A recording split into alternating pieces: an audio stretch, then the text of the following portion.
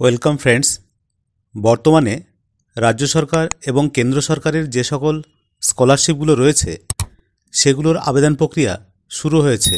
Scholarship সম্পর্কে ছাত্রছাত্রীদের মধ্যে যে প্রশ্নটি সবথেকে বেশি ঘোরাফেরা করে সেটি হলো একজন পড়ুয়া একসঙ্গে কতগুলো সরকারি স্কলারশিপে আবেদন করতে পারবেন বা সুবিধা নিতে পারবেন। এই নিয়েই আজকের ভিডিও, চলুন দেখে নেওয়া যাক। রাজ্য সরকার এবং কেন্দ্র সরকারের বিভিন্ন স্কলারশিপ নিয়ে পড়ুয়াদের প্রশ্ন। একসঙ্গে Swami Vivekananda scholarship, Nabanna scholarship, oasis scholarship, তার সঙ্গে ন্যাশনাল স্কলারশিপে আবেদন করতে পারবো কি? আবেদন করা যাবে? স্বামী বিবেকানন্দ এবং নবান্ন স্কলারশিপ। নবান্ন স্কলারশিপে আবেদন করার জন্য পড়ুয়াদের পূর্ববর্তী ক্লাসের পরীক্ষার প্রাপ্ত নম্বর 50 থেকে 60% মধ্যে হতে হবে এবং স্বামী বিবেকানন্দ স্কলারশিপে আবেদনের জন্য পড়ুয়াদের ন্যূনতম 60% নম্বর নিয়ে উত্তীর্ণ হতে হবে। তাই এই দুটি স্কলারশিপে ছাত্রছাত্রীরা কখনোই একসঙ্গে আবেদন করতে পারবেন না।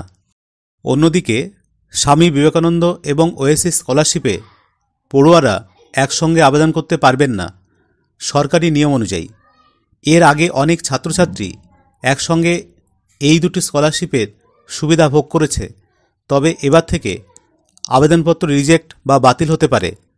অনেক শিক্ষা প্রতিষ্ঠান রয়েছে যারা ছাত্রছাত্রীদের একাধিক স্কলারশিপের আবেদনপত্র অ্যাপ্রুভ করে, আবার এমন অনেক শিক্ষা প্রতিষ্ঠান রয়েছে যারা ছাত্রছাত্রীদের একের বেশি সরকারি স্কলারশিপের আবেদনপত্র অ্যাপ্রুভ করে না।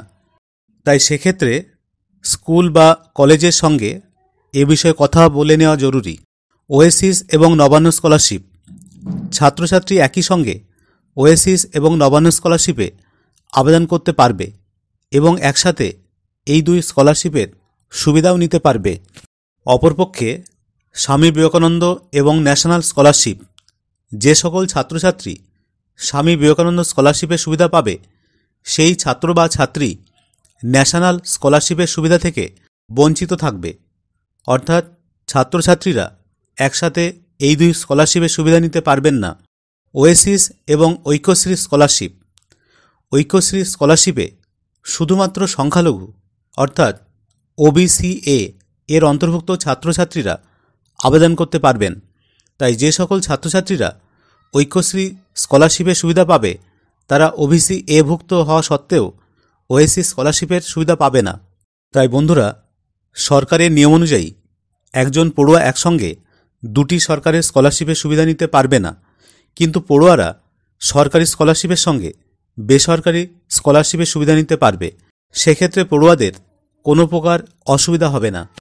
ভিডিওটি ইনফরমেটিভ মনে হলে অবশ্যই লাইক ও শেয়ার করবেন, আর যারা চ্যানেলে নতুন তারা অবশ্যই চ্যানেলটিকে সাবস্ক্রাইব করে অল নোটিফিকেশান বাটনটি অন করে রাখবেন, যাতে সবার আগে পরবর্তী ভিডিওর নোটিফিকেশানটি আপনার কাছেই পৌঁছয়।